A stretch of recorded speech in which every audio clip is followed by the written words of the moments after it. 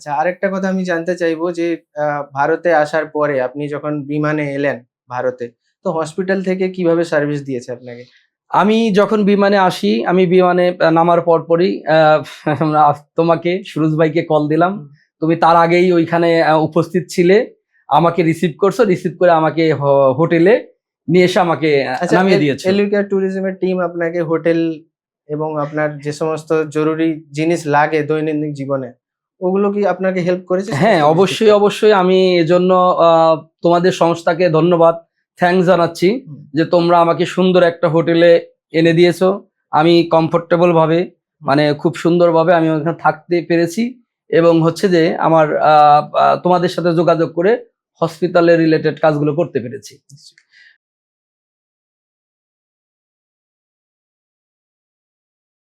আচ্ছা, আরেকটা কথা আমি জানতে চাইবো যে ভারতে আসার পরে আপনি যখন বিমানে এলেন ভারতে, তো হসপিটাল থেকে কিভাবে সার্ভিস দিয়েছে আপনাকে? আমি যখন বিমানে আসি, আমি বিমানে নামার পরপরই তোমাকে সুরজ ভাইকে কল দিলাম।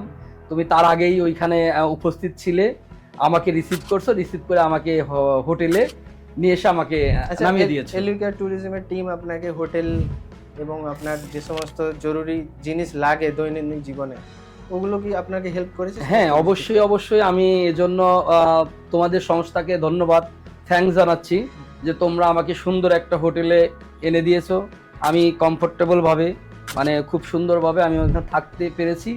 এবং হচ্ছে যে আমার তোমাদের সাথে যোগাযোগ করে হসপিটালের রিলেটেড কাজগুলো করতে পেরেছি।